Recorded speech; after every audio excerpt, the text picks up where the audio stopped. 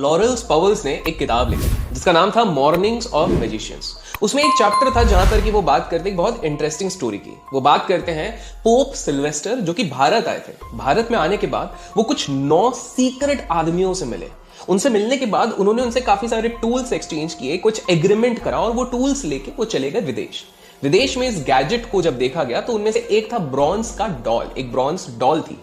1954 में जब इस ब्रोंज डॉल पे स्टडी करी गई, बाद में जब मतलब जो रिमेन्स पाए गए तो पता लगा कि ये बाइनरी नंबर से बनाई गई थी और ये आज के टाइम पे आर्टिफिशियल इंटेलिजेंस जो हम बोलते हैं वहां पर यूज की जाती है। तो याद रखिए हम 1954 की बात करें। वेल केवल एक कहानी यही नहीं थी, इसके साथ साथ अलेक्जेंड्रा जो कि लुइस पैस्चर, जो आप सभी को पता होगा वैक्सीनेशन के करता धरता माना जाता है, कोलेरा को भगाने के लिए इनका काफी बड़ा योगदान रहा था। तो अलेक्जेंड्रा जो लुइस पैस्चर के कलीग थे वो खुद इंडिया आए थे और उनका ये मानना था कि लुइस पैस्चर ने जो कोलेरा की दवाई निकाली, जो वैक्सीनेशन निकाला, उसकी पूरी थ्योरी वो इंडिया से लेके गए थे और ये अगेन वो 9 सीक्रेट लोगों से सीखने के बाद लेके गए थे।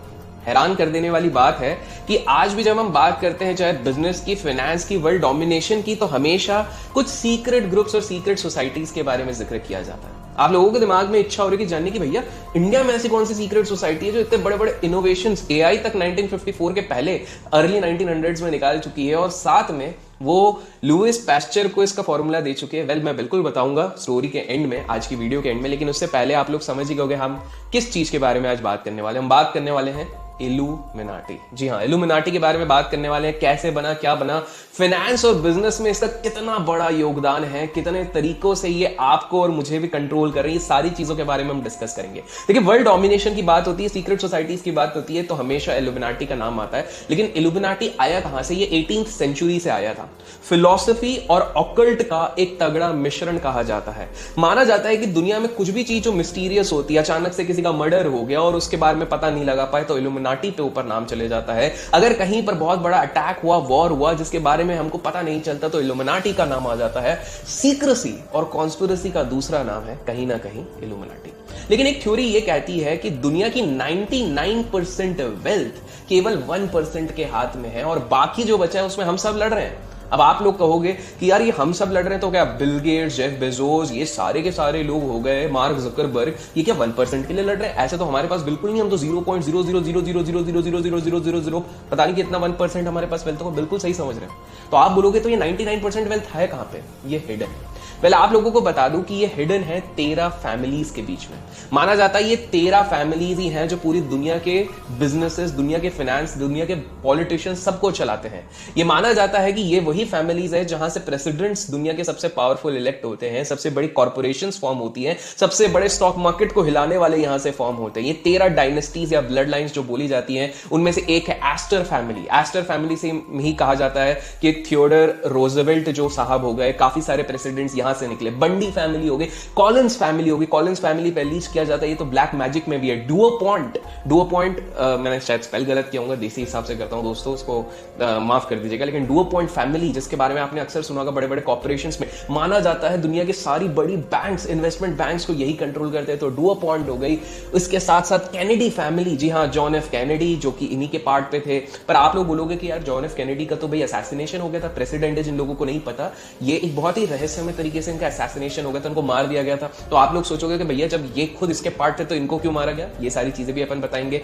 इनफैक्ट इसमें काफी इंटरेस्टिंग है, जिन लोगों को नहीं पता, जॉन एफ कैनेडी की जब मृत्यु हुई, जब उनकी जो गर्लफ्रेंड थी, उनकी गर्लफ्रेंड जब इनकी मृत्यु हो गई उसके बाद वो सेम टाइम पे एक और आदमी को डेट कर रहे थे और जिसको डेट कर रहे थे उसने दुनिया का पहला, मतलब मॉडर्न वर्ल्ड का पहला सैटेनिक चर्च एस्टैब्लिश किया था। वो सैटन की पूजा करता था। तो काफी ज्यादा कोइंसिडेंसेस माने जाते हैं। Rockefeller families, in fact Rockefeller families को कहा जाता है कि ये गवर्नमेंट्स को और एजुकेशन को बहुत ज्यादा फंड करती हैं ताकि एजुकेशन में क्या नहीं पढ़ाया जाए, कौन सी सीक्रेट्स नहीं बताया जाए, हिस्ट्री को किस तरह से पलटा जाए। जैसे कि माना जाता है हमारी खुद की इंडिया की जो हिस्ट्री बताई जाती है वो काफी ज्यादा ट्विस्ट एंड टर्न करी गई है अगेन बाय इल्यूमिनाटी। और ये टोटल के टोटल ये सारे 12 ब्लड लाइन्स करके, ब्लड लाइन्स कहते हैं, ये 12 के 12 ब्लड लाइन्स कंट्रोल करते हैं वर्ल्ड ऑफ बिजनेस, पॉलिटिशियंस, हर चीज को। अभी हाल फिलहाल में मैं एक करीब 480 या 490 पेज की किताब पढ़ रहा हूं, पूरी रिसर्च में काफी ज्यादा टाइम लगता है। एक बार वो रिसर्च हो जाए तो मैं इन फैमिलीज के बारे में भी डिस्कस करूंगा। बाय द वे, इनमें से कौन सी फैमिली आप चाहते हो हम अपने चैनल पे प्रॉपर डीप रिसर्च से कवर करें, कमेंट्स में नाम जरूर बताइएगा। ली फैमिली एक और कहा जाता है,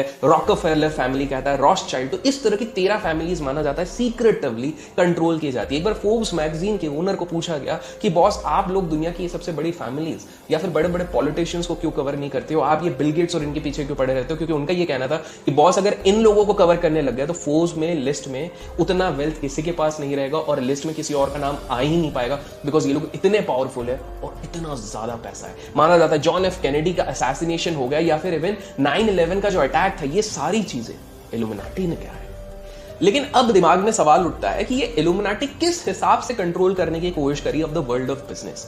वेल देखिए, वर्ल्ड वॉर और ये जब पुराने समय थे, जब बहुत वॉर्स होते थे और ये सब, उस समय पे तो माना जाता था कि ये आर्म्स, टैंक्स, गोली बारूद, इन सब को फंड करके, सैंक्शन करके, ताकि दुनिया में उथला पुथली मची रहे और इनका बिजनेस चलता रहे, ताकि बिकॉज देखिए, जब तक वॉर नहीं होगा तब तक डिफेंस इक्विपमेंट की जरूरत ही नहीं पड़ेगी, तब तक मिलिट्री की जरूरत ही नहीं पड़ेगी। तो जब तक वॉर चलते थे तब तक ये वॉर को स्पॉन्सर करते थे। लेकिन आज के समय पे ये बहुत सारे सेलिब्रिटीज को भी ये बहुत ज्यादा फंड करते हैं। ये सेलिब्रिटीज, इन्फ्लुएंसर्स को भी हो सकता करते हो, मुझे नहीं करते, लेकिन हो सकता है बहुतों को करते हैं, बिकॉज इनका सिंपल सा एम है कि ये एम ये करते हैं कि किसी तरह से अर्थव्यवस्था को अपने कंट्रोल में रखा जाए। जैसे आज के समय पे आप लोग खुद देखो, इंस्टाग्राम, फेसबुक, हर कोई इसी के एडिक्ट है। इससे पैसा कौन कमा रहा है? बड़े बड़े बिजनेसमैन कमा रहे हैं, बाकी सारे लोग तो सिर्फ कंज्यूम करने पे लग गए। लाइक वाइज ये लोग निकालेंगे इस तरह के प्रोडक्ट्स, चाहे वो आपके हेल्थ के लिए बहुत ज्यादा बेनिफिशियल ना हो, लेकिन एट द एंड उनको पैसों से मतलब है, because they are becoming powerful, they are having control. In fact mind research पे ये लोग काम करें, काफी सारी चीजों को ये पर काम करें। एंड बाय द वे, अभी तक आपने इस वीडियो को लाइक नहीं किया तो लाइक जरूर कीजिए। 15,000 लाइक्स हम टारगेट कर रहे हैं।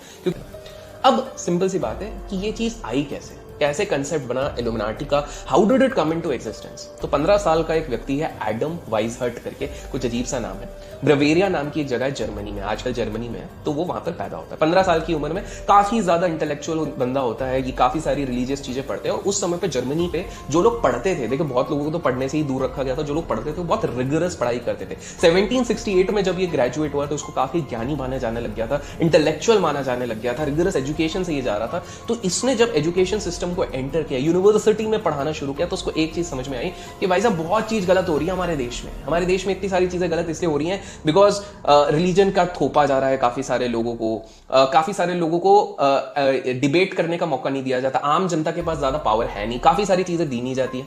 तो इसीलिए इन्होंने सोचा कि बॉस, हमें किसी तरह से इस सारी चीजों का सोल्यूशन निकालना पड़ेगा। और इसीलिए ये एक उल्लू मतलब आउल का लोगो लगा के, क्योंकि आउल उस समय पे अगर आप देखा जाए तो वह सिग्निफाइंग विजडम, जो विजडम को सिग्निफाई करता था वो आउल था। तो उन्होंने एक वो सिग्नल बना के इल्यूमिनाटी का स्थापना करा था, वहां पर उन्होंने इल्यूमिनाटी बनाई थी। आज माना जाता है कि वर्ल्ड के इवन जो ऑन पेपर 50% रिचेस्ट लोग हैं, वो कहीं ना कहीं इल्यूमिनाटी से ताल्लुक रखते हैं। कैसे क्या, हम सारे एग्जांपल की बात करेंगे, लेकिन हिस्ट्री में थोड़ा और जाते हैं। तो 1776 में जब यही प्रोफेसर ने ये गठन किया था, तो उस समय पे केवल 5 स्टूडेंट्स इसके साथ जुड़े हुए थे और इनका केवल एम था कि जो बेकार की चीजें चल रही है, जो सोसाइटी के इल्यूजन से, इन सारी चीजों से छुटकारा दिलाना हुआ है। धीरे धीरे करके इसमें 3000 लोग ज्वाइन करने लग गए थे। ये इसलिए ज्वाइन होने लग गए थे बिकॉज ये लोग परेशान थे कि सेंट्रल गवर्नमेंट पूरा पावर दिखाने की कोशिश करती है, मतलब किंग्स पूरी तरीके से पावर दिखाने की कोशिश करती है, लोग बहस नहीं कर पाते हैं। चर्च कहीं ना कहीं अपने फिलॉसफी सब पे थोप रही थी, कहीं ना कहीं रिलीजियस चीजें काफी सारे लोगों के ऊपर थोपी जा रही थी, तो धीरे धीरे करके बढ़ने लग गई। लेकिन सवाल ये उठता है कि इल्यूमिनाटी पहली बार लीक कैसे हो गया? जब ये सीक्रेट सोसाइटी थी, इन लोगों ने डिसाइड किया था हम सीक्रेट रखेंगे, किसी को नहीं बताएंगे, तो ये लीक कैसे हो गई? ये लीक इसलिए हो गई थी कि 2 बहुत बड़े इंसिडेंट हुए थे। सबसे पहली चीज ये थी कि उस समय पे जर्मनी में जो अबॉर्शन था उसको इलीगल कहा जाता था, कि भैया अबॉर्शन मतलब भगवान की संतान है, किसी तरह से आप उसको अगर अबॉर्शन करवाते हो किसी भी लड़की का तो वो गलत है, इलीगल था। इल्यूमिनाटी ये जो ग्रुप बना हुआ था, जो भाई साहब ये लीड करते थे, इनका कहना था कि भैया गलत नहीं है, अगर कोई नहीं चाहता किसी को इस संसार में लाने के लिए तो उसके पास हक होना चाहिए। और दूसरी चीज थी कि जर्मन सरकार जो ये था, and specifically church was completely against suicide. उनका ये कहना था कि भाई आप सुसाइड कैसे कर सकते हो, गलत है। लेकिन इन लोगों का ये मानना था कि नहीं, बिल्कुल सही है, क्योंकि अगर किसी को अपनी जान प्यारी नहीं है, उसको नहीं लगता कि भाई मुझे इधर रहना चाहिए, तो they should have the right. तो ये 2 जो इनके कंसेप्ट थे, ये धीरे धीरे करके ना स्प्रेड होने लगे, बिकॉज 3000 लोग जब जुड़ गए तो धीरे धीरे करके स्प्रेड होने लगे। तो गवर्नमेंट को ये लगने लग गया, अब जैसे ही उस समय की गवर्नमेंट को पता लग गया, तो गवर्नमेंट को लगा कि बॉस ये तो बड़ा गलत संस्था है, ये तो हमारे कंट्रोल को चैलेंज करना चाहती है। तो उन लोगों ने ये रूल निकाल दिया कि भाई साहब, जो भी बंदा कहीं से भी पता लगा कि ये इल्यूमिनाटी से, उसको ऑन द स्पॉट मार दो, निपटा दो।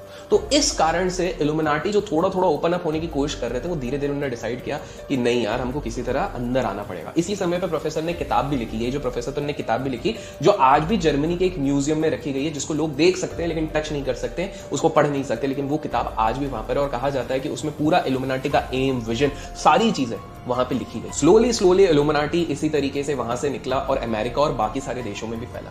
लेकिन क्या आपको पता है 18th सेंचुरी का फ्रेंच रेवोल्यूशन लोग कहते हैं इल्यूमिनाटी लेके आई। जॉन एफ कैनेडी का मौत सबसे बड़ा हादसा माना जाता है। इसमें भी कहा जाता है कि इसमें भी कहीं ना कहीं इल्यूमिनाटी का खेल है। वेल, काफी इंटरेस्टिंग स्टोरी, आपको जान के बड़ी हैरानी होगी, मैं आप लोगों को बताता हूं। और ये किस प्रकार से वर्ल्ड ऑफ फाइनेंस और बिजनेस को इंपैक्ट कराया आगे चल के, ये भी मैं आपको बताऊंगा।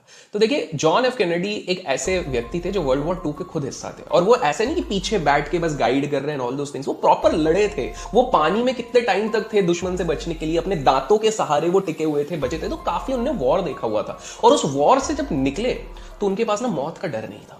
मतलब बेसिकली आप जस्ट इमेजिन करो, जो वर्ल्ड वॉर 2 जैसे सिनेरियो में अगर कोई व्यक्ति जिया होगा, गन बारूद सब कुछ देखा होगा, तब तो ज्यादा वेपनरी भी नहीं थी, आपके पास खाने पीने की ज्यादा सामान नहीं थे, जिसने वो वाला एरा देखा है, उसको मौत का क्या डर रहेगा। तो उनको मौत का कोई डर नहीं था। तो कहानी आगे बढ़ती है। अब क्या हो गया कि वो प्रेसिडेंट के तौर पे 1961 पे इलेक्ट हो गए। अब इलेक्शन जब हो गया, जब वो इलेक्ट हो गए, सबको पता था कि भैया बंदा बड़ा स्ट्रांग है। तो उस समय पे जितने भी कमांडर्स थे, जितने भी आर्मी वाले थे अमेरिका के, वो सोवियत यूनियन पे अटैक करना चाहते थे। वो बोलते थे कि भैया बम गोली मारो, न्यूक्लियर मारो, सब कुछ मारो, सब कुछ उड़ा दो। अब उस समय पे जैसे ये इलेक्ट हुए, उसके 10 दिन बाद ही इनको एक चीज समझ में आ गई। रूल्स में बड़ा झोल झपाटा था। रूल्स में ऐसा झोल झपाटा था कि उस समय पे जो जनरल और कमांडर्स थे, इनके पास इतनी राइट थी कि without even taking permission of the president ये लोग न्यूक चला सकते थे। मतलब आप समझ रहे हो, प्रेसिडेंट का कोई लेना देना नहीं है, किसी का कोई लेना देना नहीं है, आप सीधे जाके ये चीज चला सकते हो। तो इनको बड़ी गड़बड़ लगी। तो बोले यार, ये तो मतलब जितना ये मिलिट्री वाले बोल रहे हैं कि सोवियत यूनियन पे अटैक करना, ये तो निकाल लेंगे न्यूक्लियर। इनका दिमाग आता माजी सटकली हो गया, तो ये तो निकाल के उड़ा देंगे। तो कहीं ना कहीं बड़ा टेंशन जम रहा था कि भाई क्या किया जाए, क्या किया जाए। तो उन्होंने धीरे धीरे ये डिसाइड किया कि किसी तरह से मिलिट्री कमांड को यहाँ से रोकना चाहिए। और यही उनकी सबसे बड़ी भूल थी। Because military commanders as well as उस समय पे जो मिलिट्री कमांडर्स के CIA के जो डायरेक्टर थे एलन ड्यूज, ये माना जाता है ये खुद इल्यूमिनाटी का एक हिस्सा थे। और ये आपको बहुत इंटरेस्टिंग लगने वाला, बड़ा शॉकिंग लगेगा। एलन ड्यूज एक व्यक्ति थे जो उस समय पे सबको ये उकसाते रहते थे, आर्मी वालों को। वो जो आपने मूवीज में देखोगे ना, हमको लड़ना है, हमको उड़ाना है, हमको ये किंग कॉन्ग में भी जैसे वो एक आर्मी वाला नहीं था वो बंदा, वो सबको बोलता था कमांडर सबको उड़ा देंगे, सबको उखाड़ के फेंक देंगे, और मेरा नाम भूपेंद्र, इस तरह से वो सारी चीजें चलती रहती थी। तो एलन ड्यूज भाई साहब ऐसे थे। इनफैक्ट आप लोगों को बता दूं कि ईरान और चिली को उस समय पे यही सैंक्शन करते थे, ह्यूमन के ऊपर एक्सपेरिमेंट करना, माइंड कंट्रोल पे एक्सपेरिमेंट करना, अजीब अजीब सारी चीजें थी। जॉन एफ कैनेडी ने बोला कि भाई साहब, मेरे को CIA का जो ये प्रेशर है उसको धीरे धीरे कम करना पड़ेगा। और कहीं ना कहीं ये बातें चल रही थी कि John F Kennedy, because there was a conspiracy theory कि जॉन एफ कैनेडी को जो इल्यूमिनाटी वाले लोग थे वो ऑलरेडी अपने अंदर ले चुके थे, लेकिन जॉन एफ कैनेडी इल्यूमिनाटी की सुनते नहीं थे। तो इल्यूमिनाटी का एक रूल रहता है, पहला आपको सीक्रेसी रखना, और दूसरा अगर आप हमारे नक्शे कदमों पे नहीं चले तो भाई साहब आपका गेम ओवर है। एंड सेम चीज जॉन एफ कैनेडी के साथ होने वाली थी। तो पहली चीज तो उन्होंने CIA के डायरेक्टर एलन ड्यूज को निकाल दिया। पहली चीज, भाई साहब तुम जाओ, तुम दुनिया को खराब कर रहे हो, उसको निकाल दिया। दूसरी चीज क्या कर दी जॉन एफ कैनेडी भाई साहब ने? जॉन एफ कैनेडी भाई साहब ने सोचा कि CIA में तो और भी लोग हो सकते हैं जो इल्यूमिनाटी के हिस्सा हो सकते हैं। तो उन्होंने धीरे धीरे करके CIA का प्रेशर कम करने लग गया। और फिर 1963 में हो गया जो नहीं होना चाहिए था। अचानक से उनकी मृत्यु हो गई, गन शॉट किया गया। माना जाता है कि उनका गन शॉट जब किया गया तो उस समय पे एक लेडी वहां पर अवेलेबल थी जिसके पास फोटो कैमरा जैसा एक इक्विपमेंट था, उसी से गोली चलाई गई थी क्योंकि उसके अंदर पिस्टल था। वो पहली बार केवल उसी स्पीच के दौरान दिखी गई जब इनको गन शॉट किया गया था, और आखिरी बार भी तभी दिखी गई। उसके बाद इनका कोई लेना देना नहीं है। काफी सारे इनके जो गार्ड्स थे और इन सबने बोला हमने उस लड़की को कभी देखा नहीं, तो बाद में फोटो में पता लगा, और काफी सारे लोगों ने कहा ये इल्यूमिनाटी का हिस्सा थी। इससे ज्यादा शॉकिंग चीज ये थी कि इनकी मृत्यु होने के बाद जब इन्वेस्टिगेशन करने के लिए टीम बनाई गई तो पता है किसको अपॉइंट किया गया? अपॉइंट किया गया था एलन ड्यूज। जी हाँ, वही व्यक्ति जिसको स्पेक्युलेट किया जाता है जो इल्यूमिनाटी ग्रुप का हिस्सा था, उसी को डायरेक्टर बनाया गया, उसी बंदे की मौत को एनालाइज करने के लिए, जिसमें हो सकता है शायद उन्हीं का हाथ हो सकता है, मैं नहीं कह रहा हूं। और बाद में जब जॉन एफ कैनेडी का इन्हें इन्वेस्टिगेशन किया, आज तक कभी भी कोई रीजन नहीं निकला, लेकिन एक स्टेटमेंट जरूर इन भाई साहब एलन ड्यूज ने कहा था कि भैया जॉन एफ कैनेडी को लगता था कि वो भगवान है, वो कभी मर नहीं सकता, देखो मर गया। ये स्टेटमेंट इस तरह से आई। तो आप देख सकते हो किस तरह से यूएस गवर्नमेंट एंड प्रेसिडेंटशिप पे भी इल्यूमिनाटी का कहीं ना कहीं कहर देखा गया। कोरोना की बात कर लें, जब कोविड-19 की अगर मैं बात करें तो काफी सारे एलिगेशन लग रहे थे कि चाइना वुहान कि लैब से निकली हुई है ये वाली सारी चीजें, लेकिन कोई प्रूफ और एविडेंस जब नहीं निकला तो अगेन एलिगेशन लगा इल्यूमिनाटी पे, 9/11 पे लगा अगेन ब्लेम इल्यूमिनाटी पे। तो इल्यूमिनाटी इतना ज्यादा पॉपुलर है। और अब मैं आप लोगों को कुछ सेलिब्रिटीज के नाम बताने वाला हूं जिनका नाम अक्सर इल्यूमिनाटी से जोड़ा गया। एंड जी हाँ, काफी सारी थ्योरीज है, बिकॉज या तो कोई मिस्टीरियस तरीके से मरा है, या तो कोई मिस्टीरियस तरीके से बहुत रिच हुआ है, या तो कुछ ऐसी चीजें करी हैं जो उनके समय पे काफी सारे दूसरे लोग भी करते थे, बट बाकी लोगों को सक्सेस नहीं मिली, इनको नहीं मिली। नाम जानना चाहते हो? मैं बताता हूं। माइकल जैक्सन, कहा जाता है माइकल जैक्सन की मौत भी काफी ऑड तरीके से हुई थी, तो Michael Jackson was one. Bill Gates, Oprah Winfrey का नाम आता है, ड्रेक जो रैपर और सिंगर है, इनको भी कहा जाता है कि काफी जल्दी इनको फेम मिल जाता है जब भी ये इल्यूमिनाटी के साथ ज्वाइन करते हैं। इल्यूमिनाटी और सैटर्न का भी एक रिलेशन बनाया जाता है। हनी सिंह, काफी लोग स्पेक्यूलेट करते हैं कि एक समय पे इल्यूमिनाटी चले गए थे और इल्यूमिनाटी से जैसे ही उन्होंने मानना बंद कर दिया, इल्यूमिनाटी के रूल्स मानना बंद कर लिया, तो उनका डाउनफॉल शुरू हो गया था। I don't know what is the reality, आपको लगता है तो कमेंट्स में बताना। बट हनी सिंह की भी एक इंटरेस्टिंग चीज मैं आप लोगों को बताऊंगा towards the and. Isaac Newton कहा जाता है, मार्क जुकरबर्ग कहा जाता है, और माना जाता है इन सबको कंट्रोल करने के लिए कहा गया है कि आप दुनिया को कंट्रोल करो। आप देखो तो कहीं ना कहीं हाँ, यही लोग हम सबको कंट्रोल कर रहे हैं। Mark Zuckerberg has the biggest network, Facebook है, व्हाट्सएप है, ना जाने कितने कोर्ट केसेस होते हैं, लेकिन वो हमेशा बच जाते हैं। Same goes with Bill Gates. Bill Gates, I mean with due respect, हम लोग इनके इन सब के आसपास भी नहीं हो सकते, लेकिन हैरानी की बात है कि बिल गेट्स के समय पे भी काफी सारे लोग थे जो उनसे डबल मेहनत करते थे, उनको डबल एक्सेस था टेक्नोलॉजी का, but still why only Bill Gates reached that enormous level. मतलब उनके 15 साल तक तो फर्स्ट बिलियनर और सेकंड में तो कितने ज्यादा बिलियंस के डॉलर्स का डिफरेंस था। तो ये भी काफी सारे लोग कहते हैं। माना जाता है कि ये जितने सेलिब्रिटीज हैं ये एक इस तरह का साइन दिखाते हैं, आई का साइन दिखाते हैं, काफी सारे अलग अलग सिग्नेचर्स इन लोगों ने दिखाए हुए हैं already on the public platform, जहां पर ये जमाना चाहते हैं कि भाई साहब इल्यूमिनाटी नाम की एक चीज होती है, ऐसा नहीं है कि इल्यूमिनाटी नहीं होती है, they want to establish the fact. लेकिन इल्यूमिनाटी के नाम पे काफी ज्यादा स्कैम्स भी होते हैं। उससे पहले ये मैं बताऊं कि वो स्कैम कैसे होते हैं, मैं बताता हूं कि इल्यूमिनाटी की एक थ्योरी ये भी कहती है कि जिस तरह से भगवान की हम सब पूजा करते हैं, वैसे ही एक और एंगल होता है शैतान का। और ये दुनिया के सबसे बड़े बिलियनर, सबसे बड़े हेज फंड मैनेजर्स, सबसे बड़े सक्सेसफुल लोग, ये लोग अपनी आत्मा को शैतान को बेच देते हैं। कुछ लोगों को लग रहा होगा अभिषेक आज तुम कॉन्स्पिरेसी थ्योरी बता रहे हो। नहीं, I am just presenting all the facts and figures जो ऑलरेडी पब्लिक डोमेन पे हैं अराउंड इल्यूमिनाटी। और इसके पीछे मैंने ऐसा नहीं हो कि बस एक किताब पढ़ ली तो फिर अपन ने आके बता दिया। I have studied couple of articles, couple of books, और उसके बाद ही हम ये डिस्कस कर रहे हैं। मैं आप लोगों को बता दूं कि इसमें शैतान की पूजा की जाती है। शैतान अपनी बोलते हैं कि आत्मा का एक इंटरेक्शन होता है, आत्मा हम उसको दे देते हैं। और ये हो भी सकता है, क्यों नहीं हो सकता, जब हम कहते हैं भगवान है तो शैतान नहीं होता होगा, हो सकता है। तो इल्यूमिनाटी को कहीं ना कहीं वहां से जोड़ा जाता है कि धर्म एक जगह होता है, धर्म की पूजा करना, और धर्म के अगेंस्ट होता है इल्यूमिनाटी। लेकिन इल्यूमिनाटी के नाम पे एक बहुत बड़ा स्कैम चलता है। वो कौन सा स्कैम चलता है? इल्यूमिनाटी के इसमें एक स्कैम चलता है जहां पर कि कुछ वेबसाइट्स होती है जो क्लेम करती है कि आप आइए, आप हमसे जुड़िए, हम आपको इल्यूमिनाटी में एंट्री दिला देंगे, आपके पास बेशुमार दौलत होगा, बेशुमार पावर होगी। आज के समय पे मैक्सिमम लोग फ्रस्ट्रेटेड है कि हम इतनी मेहनत कर रहे हैं तो भी पैसा नहीं कमा नहीं पा रहे, हम इतना काम धाम कर रहे हैं तो भी हमको अप्राइजल नहीं मिल रहा, हम इतनी ज्यादा मेहनत कर रहे हैं तो भी कुछ नहीं मिल रहा। तो अनफॉर्चुनेटली काफी सारे लोग यहाँ पर सर्च करते करते या डार्क वेब में सर्च करते हुए ये लोग इल्यूमिनाटी की वेबसाइट पे चले जाते हैं। इल्यूमिनाटी की वेबसाइट कहती है कि भाई साहब $100 दो और आप यहाँ के मेंबर बन जाओ। एक सेकंड, थोड़ा दिमाग लगाओ। 200 साल पुरानी संस्था जो एकदम सीक्रेट तरीके से वर्क करिए, दुनिया के रिचेस्ट इंसान इसके साथ जुड़े हैं, दुनिया के सबसे मोस्ट इन्फ्लुएंशियल इंसान जुड़े हुए हैं, ये आपसे $100 मांगेगी, आपसे 500 रुपए मांगेंगे कि आ जाओ 500 रुपए ज्वाइन कर लो और इल्यूमिनाटी के आप हिस्सा बन जाओ। ऐसा नहीं होता है। जस्ट बिकॉज मैंने हनी सिंह की बात करी थी तो हनी सिंह का एक किस्सा बताता हूँ। ये उन्होंने खुद रणवीर के पॉडकास्ट में इसके बारे में बात करी है, तो ये मेरी जुबानी नहीं है, कुछ लोगों को लग रहा होगा और अभिषेक कहानी बता रहा है। तो हनी सिंह भाई साहब इंग्लैंड जाते हैं, 2013 के आसपास की बात है। एंड इससे पहले ये बैंकॉक जब भी जाते थे तो इनकी एक फेवरेट चिकन डिश होती थी, पुदीना चिकन, जो इनको बहुत बैंकॉक में मिलती थी और उनको बहुत ही टेस्टी लगती थी। इनफैक्ट ये 7 साल से जब भी बैंकॉक जाते थे ये पुदीना चिकन बिल्कुल खाते थे, बिकॉज इनका ना वो होता है ना यार, टेस्ट बर्ड्स में लग गया, तो बिल्कुल वो उस हिसाब से खाते रहते थे। तो उसके बाद ये लंदन गए, लंदन के एक रेस्टोरेंट में बैठे, ऑर्डर भी नहीं किया है, एक मैडम आती है अलग से वेशभूषा में और सामने इनका एक ऑर्डर आ जाता है। एंड स्ट्रेंजली ये लंदन में वही पुदीना chicken. He is like little shock कि मैंने तो साला ऑर्डर भी नहीं किया अभी तक, तो ये कैसे आ गया।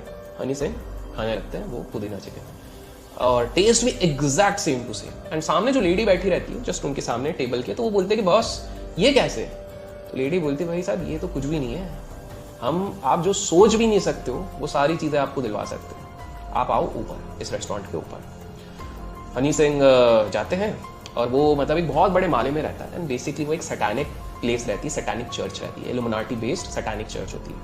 हनी सिंह का कहना है कि वहां पर उनको काफी नेगेटिव वाइब्स भी आई थी एंड काफी ज्यादा नेगेटिव है, तो उनको काफी सारी चीजें टेम्प्ट करने के लिए बोली गई थी कि आप ये करोगे तो ये होगा, वो करोगे तो ये होगा, वो करोगे तो ये होगा। बट हनी सिंह सेज कि उन्होंने उस समय पे ये चीज़ मना कर दी थी, किसी तरह से अपने आप को रेजिस्ट कर दिया था। लेकिन कुछ चीज़ें काफ़ी कोइंसिडेंटल लगती हैं। एक तो हनी सिंह का गाना बहुत कम लोगों को पता है, एक सैटन करके उन्होंने गाना डेडिकेट किया था, वीड पिला दे सजना करके, उस समय पे, जिसपे उन्होंने पूरे सैटानिक थ्योरी के बारे में डिस्क्राइब किया था। और आप देखोगे जितने सेलिब्रिटीज लोग जिन पे एलिगेशन लगते हैं कि इल्यूमिनाटी के ग्रुप है, कहीं ना कहीं कमर्शियल वर्ल्ड में ये सारी चीजें दिखाने की कोशिश करते हैं एट सम स्टेज। तो ये था। और दूसरी चीज है, इवन हनी सिंह का अगर आप ट्रैजेक्टरी देखें, देखिए बिकॉज इल्यूमिनाटी के ग्रुप में ऐसा कहा जाता है कि आप जब ज्वाइन करोगे आपको बहुत दौलत शौहरत सब कुछ मिलेगा और बहुत सडनली बहुत राइज मिलेगा, लेकिन द मोमेंट आप इस चीज के रूल्स को फॉलो नहीं करते हो आपका डाउनफॉल भी उतना तेज होगा। तो कहीं ना कहीं हनी सिंह की जब आप पूरी वो देखते हैं, हिस्ट्री देखते हैं, तो पहले इन्हें गलासी करके सॉन्ग था, वो पहले बैकग्राउंड में आते थे, वो कभी फ्रंट में थे नहीं। फिर अचानक से बीच का एक गैप आया, फिर उनका रैप वाला चल गया, अंग्रेजी बीट और ये सब, फिर अचानक से बहुत मैसिव राइज हुआ, फिर अचानक से एक सैचुरेशन आया, फिर बीमारी हुई, फिर डाउनफॉल हुआ। I am not saying scientifically ये पॉसिबल नहीं है, लेकिन क्या आप लोगों को लगता है कि कुछ और भी इसके पीछे होगा? कमेंट्स में जरूर बताएं। और एक इंटरेस्टिंग चीज है कि एक द पॉपी करके एक आर्टिस्ट है, तो कोरोना जिस दिन पहला केस कोरोना का आया था ना, जो ऑफिशियल डिक्लेयर हुआ था, उसके 5 दिन पहले इनका गाना रिलीज हुआ, डोंट गो आउट। और इस पूरे गाने में वो ये बात कर रही है कि भाई पूरी दुनिया बहुत बड़े प्रॉब्लम में आने वाली है अगले 2 साल में, तो आप घर से कहीं मत निकलो वरना खतरे में पड़ जाओगे। अगेन द थिंग इज कि ये सारी चीजें होने के 5 दिन पहले कैसे ये सारी चीजें निकाली है? मतलब कोरोना का तो पहला केस ही 5 दिन बाद आया, तुमने कैसे निकाल लिया? और वर्ल्ड वाइड रिलीज भी हुआ।